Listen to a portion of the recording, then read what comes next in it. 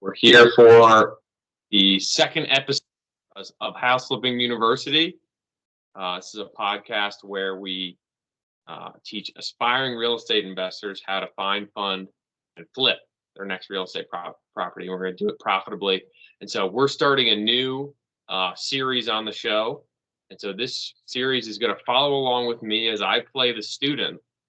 And Craig is going to guide me along each step of the way. So you guys are going to get to see us look at properties, decide, which type of properties you're going to flip, set a budget, and go through. And I'm going to learn the whole thing from Craig, and you guys are going to get the chance to watch that. So Craig, as my coach, where do I start? I know that I want to flip a house. I have no idea where to start. So where should I start? Yeah. So. Right. So I'm going to be your mentor through this, Alex. I'm going to help you every step of the way. And this is what you and I help other people do it all the time, right? So we've had a kind of a kickoff conversation ahead of this, and just to talk about some of the kind of ideas you have about flipping and kind of what your objectives are. So let's walk through that a little bit. So what we talked about is that you and your wife Lindsay are ready to start a flip. So you really want to get into a flip. And so my first question to you is kind of what flipped the switch for you? What made you think that would be the right next step for you? Well, I think it's a few things. One is I've always liked working with my hands. And as you know, I left my job, last summer, and so always looking to add source of income. I've really gotten interested in real estate. And so I think real estate's a great asset class. There's a lot of money to be made. And, I'm not going to lie, when you told me you made 140K on one of your flips in less than a year, only working on it part-time, that was pretty attractive. Yeah. Yeah. So, well, it is part-time for that one property, but we have a bunch of different projects going at the same time. So, so I do look at this as a full-time endeavor. It may not look like I'm working at it full-time, but it gets 100% of my attention, if you will. Gotcha. So, uh, s- so beyond kind of thinking about the monetary aspects of it, was there any part of that decision thinking that this is a way for you to get into your a new house? I know you guys live in a condo now. Have you thought about that condo as a potential flip prospect, or would you look? Are you looking to move out into the country or the suburbs or into the city? Might have as it may be, and have your own place.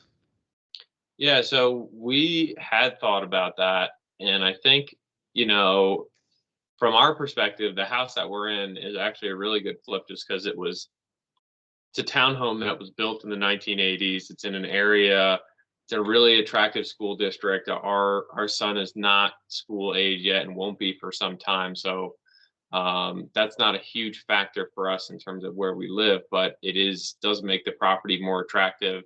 Also, none of the furnishings or any of the details of the home have been updated probably since it was constructed in the early 80s.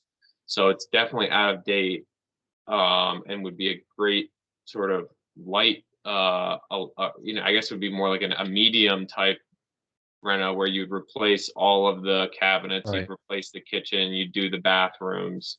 Um, but you wouldn't have to do anything like the internal plumbing or the roofing Right. or anything like that.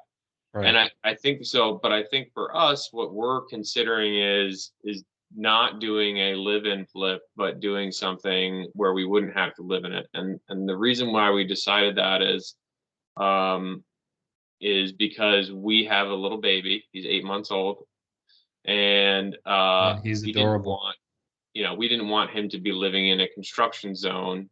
Right. And that just of course makes it everything a little bit harder.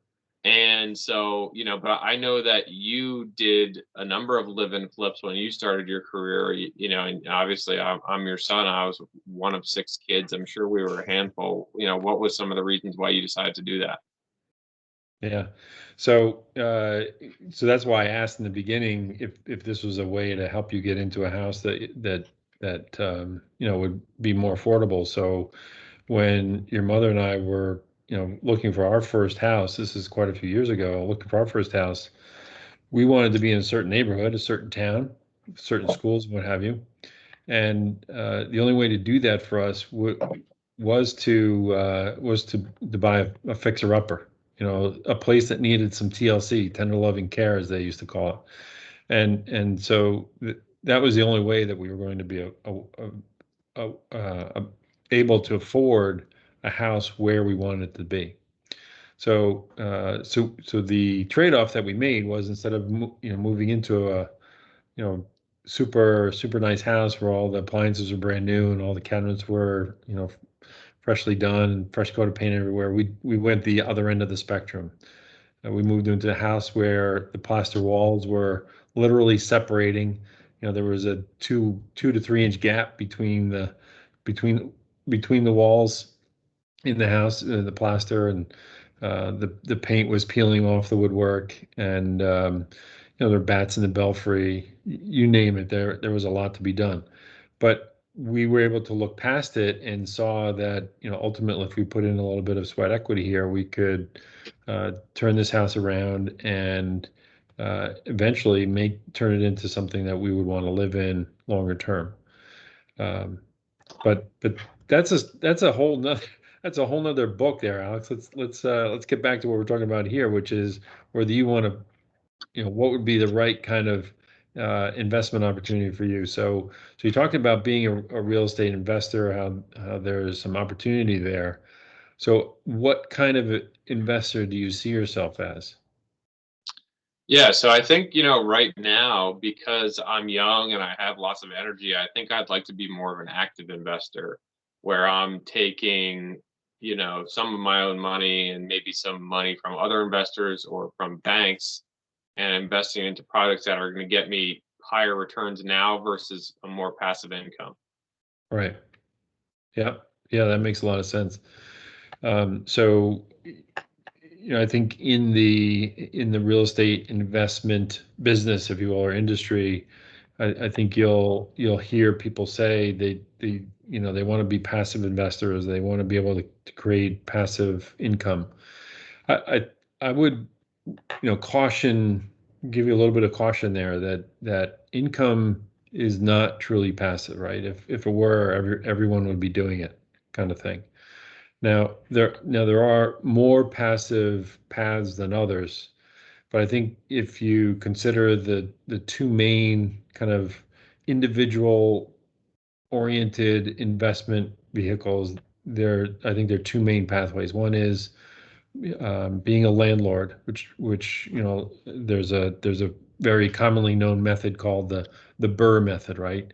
Buy, rehab, rent, refinance, repeat, which does say you want to buy an undervalued property, bring it up to market value, rent it out, and then what you do, refinance it, and then pull your money out and apply the capital on another property, and keep doing that each month. Each month, you're making the rent on that property.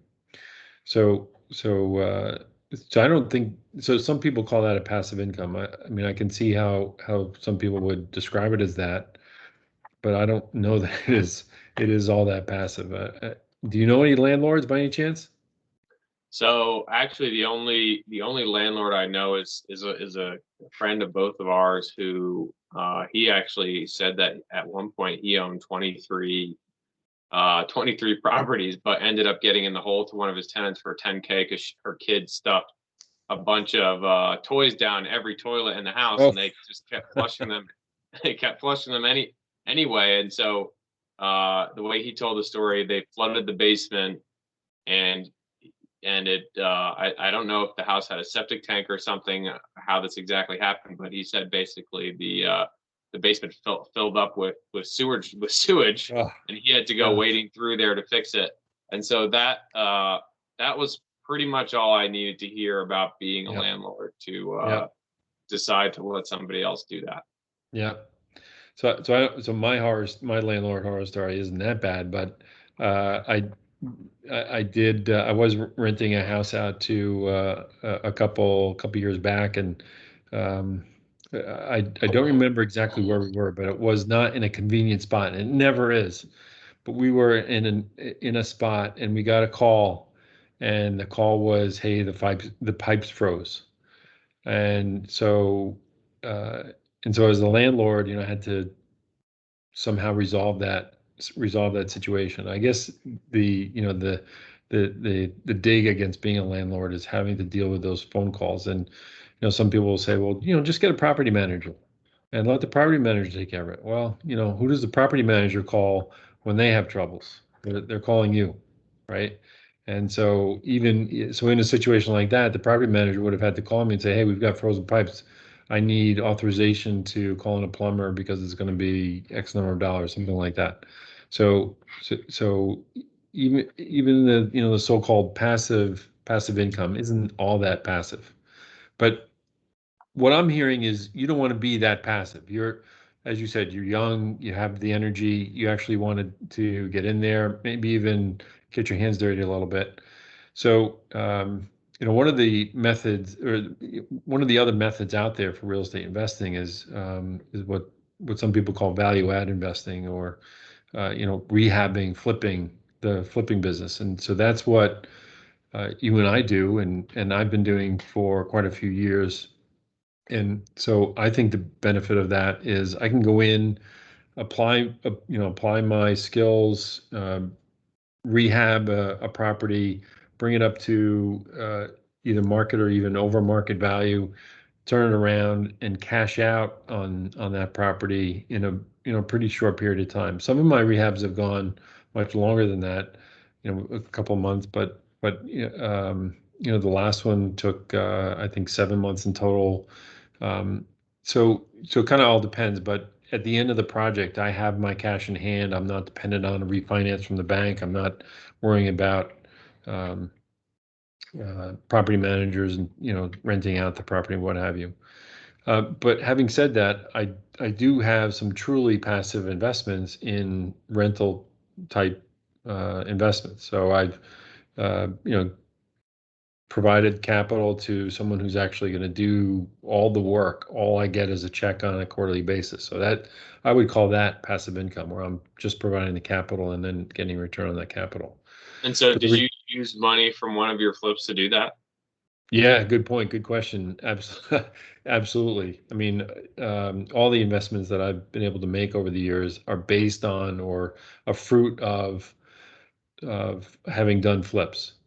So, Gotcha. So you're not really opposed to passive income. You're just saying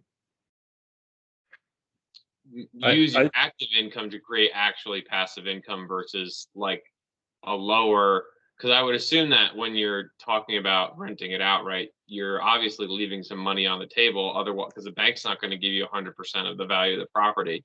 right. So you're Right. So leaving some money. I have to leave some capital in the property. Right. Gotcha. Exactly.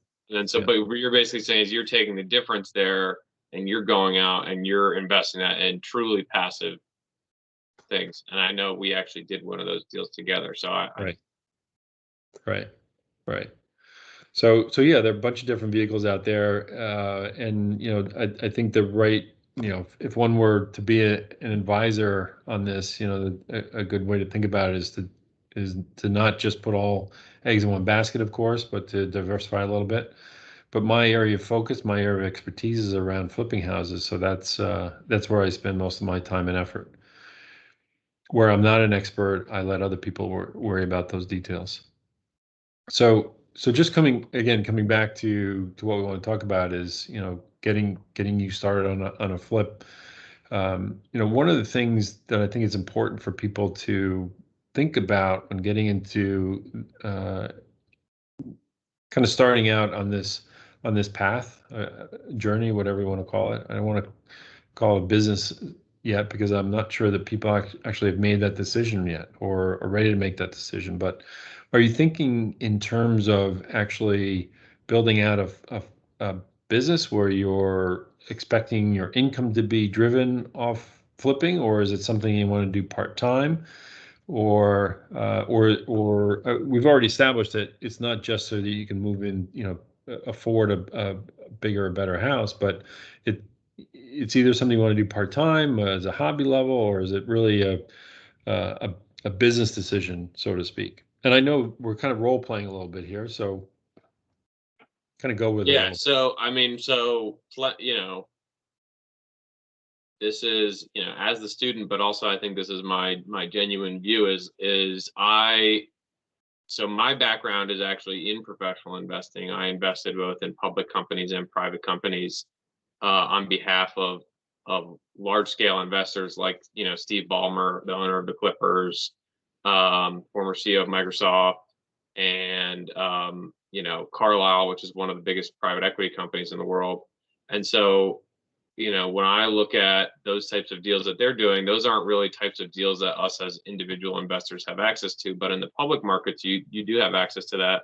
However, a lot of the public markets is driven completely by sentiment, and of course that's the case in real estate too. Of course, this current housing market, we're in May 2021 right now. It's probably the hottest it's ever been. But Well, at the same the hottest it's ever been since about 12 years ago. But yeah, go ahead. 15 years fair ago. enough. So I was a wee lad back then, so I don't really remember that. Um, but so there's this element of the money like leaving your control when you invest in public companies that and I think anyone who bought a bunch of stocks in February thinking, oh man, all these stocks are going to keep going up, and they haven't been, can That's right. understand where I'm coming from, where it's like you want the money to be a little bit more under your control. You want things to be a little bit more stable, and you want to have a more formulaic, scientific way of approaching it. Not that there isn't in investing into the stock market, but it's one of those things where you're out there competing against people who have literally hundreds of billions of dollars, and so it can be a lot more difficult than you're not going to be competing for those people for your flip deals. Right. And so that's one element. And then I think the other element is again, is that diversification, as you said. I do invest a lot in the stock market. I also own crypto. We did that one real estate deal together, which was a senior family living deal, which I'm sure we'll talk about more. But this is just kind of another way. And so for me, this wouldn't be full time. I'm not interested in building a business doing this, playing the student role here. I'm interested in doing this, I'm interested in trying this out and, making, $50,000 to $100,000, and, then going from there. Maybe I put that fifth part of that money back into another flip, or maybe I pull it out and even invest it in the stock market. Right. Right. So I'm going to presume for a second that your kind of objective here is not to be the guy that shows up on the job site on a daily basis or even every other day to play a general contractor role. You're going to be kind of what we might call an engagement manager, right? Which is you come in, you know what needs to be done next. You make sure that people have the right facilities available to them to get the work done, but you're not the guy that's going to, hook up any sinks or install any flooring or even do any painting. I think it Correct. sounds like you're the guy who's going to find the capital, make the capital available, find the right deal to put that capital to work, and then make sure it happens. Yes, I think that's what Yeah. I'm looking for. All right. So so now so now we've kind of established, what you expect to get out of this. Are there, um, you know, are there any, besides the financial benefit, are there any other kind of benefits that you want to try to achieve or take away from flipping? Yeah, I mean, I think it's a very interesting skill set working with people, just getting handy, even just understanding how that whole system works, and then the real estate market. And I think it was Cornelius Vanderbilt who said, real assets are the foundation of real wealth. And so Mhm. that's always something that's resonated with me. And so that's, just going back to this whole stock market thing, right? Like, as much as these are amazing companies that you can invest in the stock market, it's like it's really intangible when you think about owning a stock, right? You actually technically typically don't even own a stock. You own a right to a certificate Right. that your brokerage actually owns the stock. So, you know, I use Fidelity. So Fidelity owns the stock. I don't Yeah. actually get to own it Yeah. unless, I mean, I can if I want to, but Right. Yeah. But who wants a bunch of certificates lying around? exactly. So, and so, you know, when I think about real estate, it's like that's something you can really go see, feel, and touch. You know, they're not making any more of it, and I think that's another big reason is just starting to get into that industry, and understanding it and getting a new skill set as well. Right. Right. So one of the things that I might advise, and it's not a necessity, but it's maybe just something to consider is as you get more into and closer to the flipping business and flipping industry, uh, you'll I think you'll find that you'll be in a better position if you know more rather than less. So if you're less removed, you're more involved, that will ultimately lead to bigger profits and lower risk, right? So that's one of the things I want to talk about next is kind of your risk um, your risk appetite level.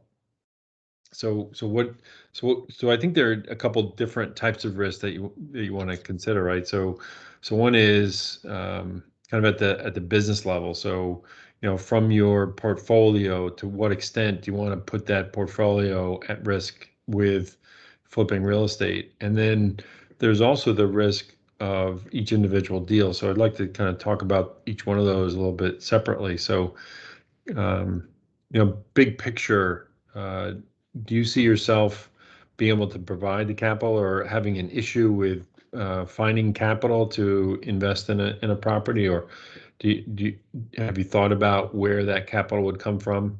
Whether you would, be Yeah, borrowing so it, I, whether you, I've set aside some money for a down payment, and but I do know that there's methods that you can use to raise that down payment capital. right. But I do fortunately have money for that. So Yeah. So I are think you that asking? So I think you cover a good point there, right? Which is that there will be a need for personal capital to get your business started. Now, when I say personal capital, I kind of have different levels or different definition of personal, right? So Mhm. by personal, I mean, what level of capital can you personally get a hold of? Now, maybe it's not money that's in your bank account. Maybe it's a money Gotcha. that's in other people's bank account. But somewhere along the line, you're going to have to pony up some level of kind of skin in the game. And I think people should be aware of and cautious of any sort of promises where you can be uber successful with no money down. So Yeah. I think there's some promises made out there that may not be able to be kept. Yeah. Well, I know that BFSR has that list of 100 hungry investors that you guys have, or I guess we should say we have. Right. So that I could go to. I think I'll go to them uh for a huge chunk of it, and then I personally in my bank account, as I mentioned, I was a stock investor, so I've sold a bunch of those stocks for the purpose of investing into this project. Right. Right.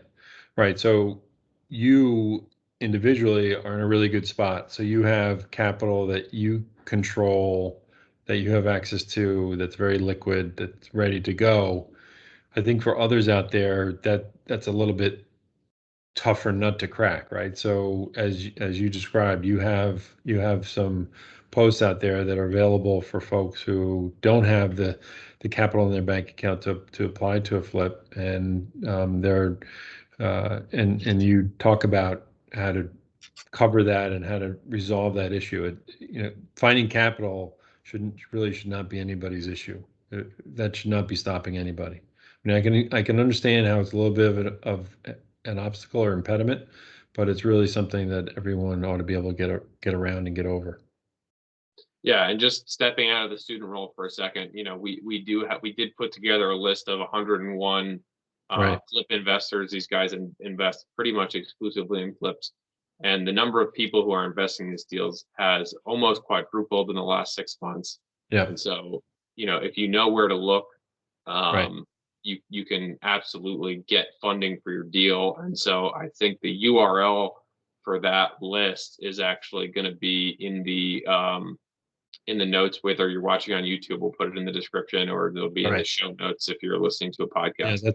that's a great resource. Yeah, we got to make sure that people know about that. All right, so I think we covered kind of our intent for today, which is why are you getting into this? What are your expectations about getting out of it? What do you want to get out of flipping, both kind of conceptually as well as financially, and then just kind of touching on the idea of what level of risk are you ready to take on? So in the next episode, Alex, what we can cover is how to actually start the process, which is, the first process is, of course, finding a deal, right? If you can't flip it, if you don't have anything to flip, you're not going to be flipping anything. Right. So we want to actually go through with you on the next episode, understanding markets, submarkets, what the difference is between those, getting to know realtors, how to find people that will help you find deals. Those are the kind of the main themes for our next episode. So with that, I think we can wrap it up. Awesome. All right, Alex, great chatting with you. All right. Take care. Bye.